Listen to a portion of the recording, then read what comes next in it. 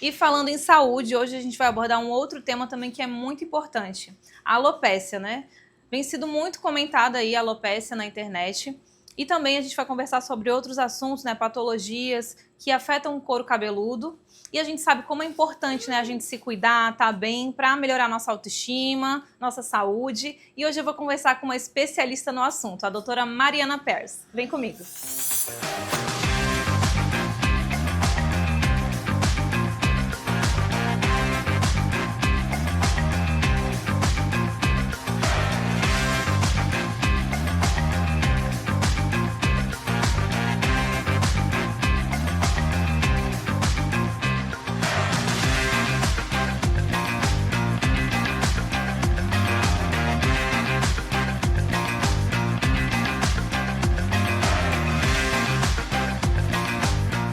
Fala, pessoal! Hoje eu tô aqui com uma companhia mais que especial, que é a doutora Mariana Pearce. Ela é médica tricologista, tá, gente?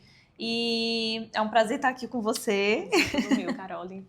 E assim, para quem não sabe, né, gente, não sei se vocês perceberam aí, né, durante o programa, a Sessão Carole aí esses anos, eu tive algumas mudanças, né, assim, fisicamente mudei bastante. Eu passei por uma queda de cabelo pós-parto, né, bem séria mesmo, e eu também fui diagnosticada com alopécia, né, que é algo que vem sendo falado muito ultimamente, né, na internet, muitas famosas têm esse problema, e até a mãe do Lucas Luco, eu acho, a Gretchen, Sim. e outras pessoas aí também que estão com esse, né, com esse problema. Uma com essa patologia uma do couro patologia. cabeludo. Isso.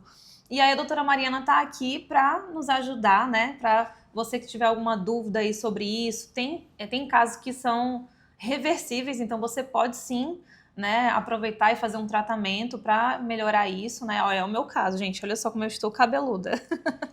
Tudo bem, doutora Mariana? Então conta aí pra gente, né, o que acontece geralmente quando a pessoa ela tá com muita queda de cabelo e ela pensa que não tem volta, né? O que ela pode fazer? O que ela pode fazer para melhorar isso? O primeiro passo, Carole, é passar por uma consulta médica. Então, Sim. geralmente, as mulheres, elas postergam muito procurar ajuda médica. Primeiro porque a mulher vive em função de cuidar. Então, cuidar dos filhos, cuidar da casa, cuidar do marido. Sim. Ficam sempre ali de escanteio.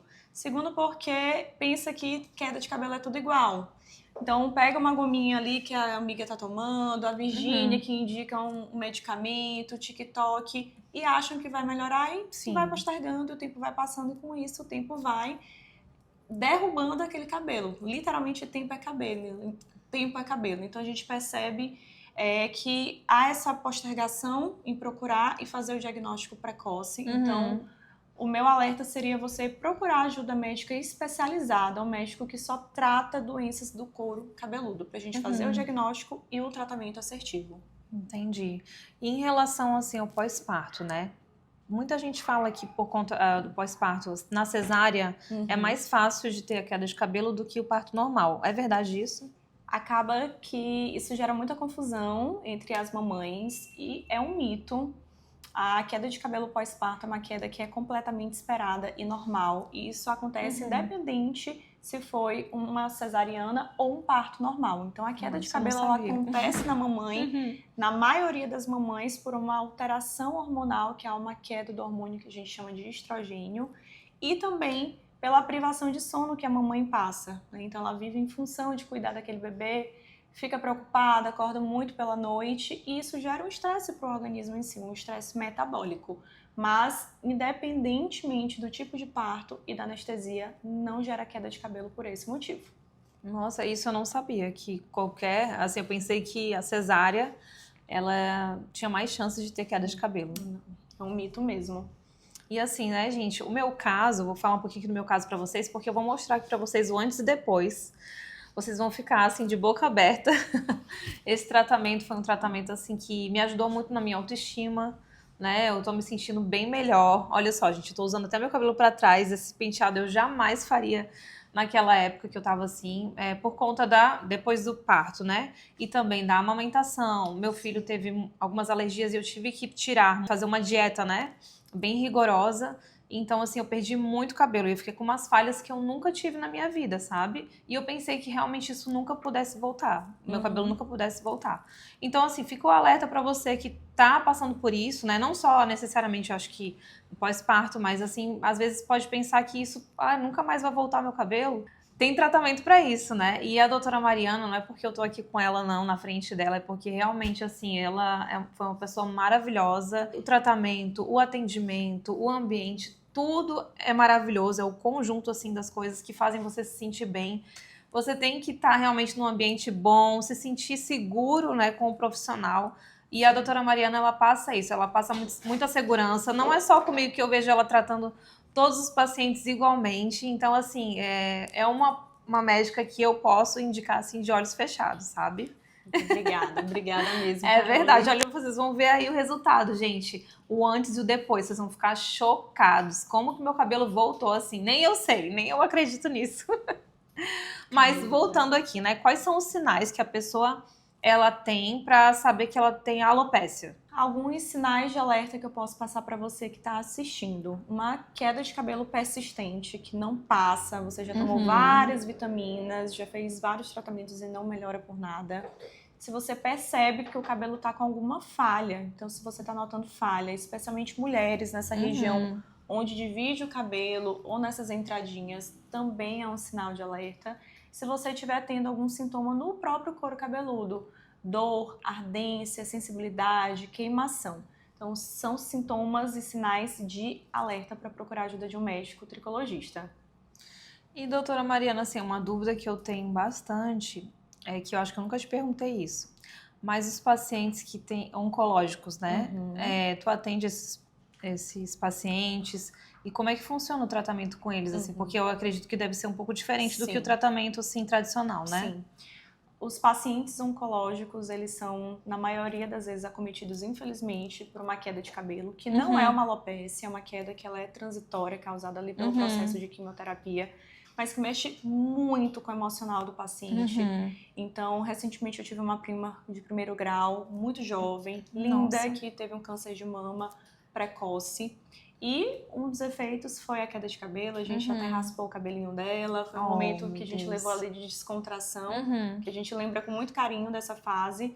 E hoje, graças a Deus, ela tá curada, graças ao bom Deus, e com o cabelo ainda mais bonito do que antes. Então, muitas vezes o cabelo, né, o paciente oncológico, é um sofrimento porque ele pensa que aquele cabelo não vai voltar, mas na maioria das vezes ele volta e muitas vezes até melhor do que antes. Nossa, não sabia disso. Muitas vezes melhor, com uma estrutura diferente, então pode ter uma mudança da estrutura do fio, até da coloração desse fio. E a gente pode sim iniciar um tratamento para esse paciente para acelerar o processo de crescimento. Então o tratamento ele é diferente mesmo, porque a gente tem que direcionar. Tem alguns medicamentos que esses pacientes não podem tomar. E eu sempre mantenho contato com aquele oncologista para a gente conseguir realmente fazer um tratamento em conjunto e esse paciente ele se beneficiar sem nenhum malefício para a saúde no geral dele. Que legal. E isso ajuda muito também, né? Acho que no psicológico mesmo, né? Do paciente. Muito, muito. O cabelo é ali a moldura do nosso rosto, né? É verdade. E assim, em relação a mulheres e homens, a queda de cabelo do homem é diferente da queda de cabelo da mulher. Que o homem, às vezes, não volta ou tinha que fazer transplante. É verdade isso? Na verdade, não. A calvície, existem vários tipos, mas a mais comum, tanto em homens quanto em mulheres, é a alopecia androgenética que você tem. Sim. E ela tem um cunho, como o nome diz, genético e hormonal. Então, nos homens, a gente percebe sim que tem uma tendência a ser um pouco mais agressivo por conta do próprio hormônio masculino. Sim. Mas a queda de cabelo, ela é igual, ela só acomete de uma forma diferente. Então, nas mulheres, como eu mencionei, é mais nessa região do topo, nessa linha, e nessas entradinhas. E no homem pode acontecer em todo esse topo da cabeça, ele pode perder tudo. E isso depende muito do estilo de vida desse paciente e também da genética dele. Mas o tratamento, ele é muito parecido, né? A gente tem algumas diferenças sim, e a gente sabe que quanto mais tardiamente esse paciente, seja homem ou mulher, demorou para procurar ajuda, maior a chance dele precisar de uma cirurgia de transplante capilar. Nossa. E já teve algum homem que chegou pra ti aqui prontinho pra fazer a cirurgia de transplante e conseguiu reverter isso no tratamento? Vários. É? Todos os dias a gente recebe pacientes Que que legal. chegam aqui acreditando que a cirurgia de transplante capilar é a única saída, que só consegue recuperar fios transplantando. A gente teve um aumento nas indicações de transplante capilar. E eu faço sim a cirurgia, mas o meu método, o meu tratamento, ele é mais um tratamento preventivo, não invasivo, porque eu entendo que é melhor a gente não submeter esse paciente a um processo cirúrgico se existe essa possibilidade. Então, quando existe a possibilidade, eu faço o diagnóstico e trato de forma não invasiva com tratamentos que a gente fez direcionado, como foi parecido no seu caso. Sim. E os pacientes muitas vezes desistem. Tem paciente que chegou a pagar o transplante capilar e desistiu de fazer porque só com tratamento clínico ele teve um ótimo resultado. Isso, é verdade, gente. Olha, se vocês tiverem alguma dúvida em relação a isso que ela tá falando, vejam o Instagram dela, a doutora Mariana Pérez, a gente vai colocar aqui, porque é surreal, assim, a diferença, o resultado. Eu vi, assim, com o meu mesmo, né? Eu me vi, assim, vejo minhas fotos de antes e hoje, como é diferente. E eu vejo também alguns antes e depois no Instagram dela de homens, né? E eu vejo, cara, como assim, é surreal a mudança, né? Que dá na pessoa, assim. Realmente, ela achando que ia precisar de transplante, ela consegue, só com tratamento, voltar com o seu cabelo, né? E com a sua autoestima e com tudo mais, né? Que a gente sabe que a autoestima melhorando, a gente consegue melhorar na nossa área profissional, pessoal, relacionamento. Com certeza, né? Com certeza. Eu sempre falo que cabelo é para além da estética. O cabelo realmente tem esse poder de melhorar a nossa vida como um todo. Com certeza. E aí eu queria que tu mandasse uma mensagem aqui para as pessoas que estão assistindo a gente, né? Uma mensagem de inspiração. Eu queria deixar um recado especialmente para as mães. A gente abordou muito aqui a Carola, como é uma paciente do sexo feminino. Eu percebo ainda que as mulheres ainda se deixam muito de lado. A gente tem esse instinto de cuidar, do maternar. E muitas vezes a gente se deixa um pouquinho de lado. Então, fica aqui um recado principalmente para as mulheres, né? Você que cuida de todo mundo, se esquece, se deixa um pouquinho de lado.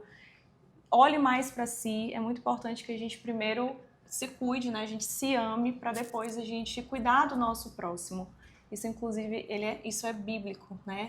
Então, fica o meu recado para as mamães, se olhem com mais atenção, com mais amor. E isso não impede de que vocês cuidem de todo o restante, mas se olhem com muito amor. Vocês merecem isso. É verdade, ó, e muito obrigada. Obrigada por tudo. Eu que agradeço.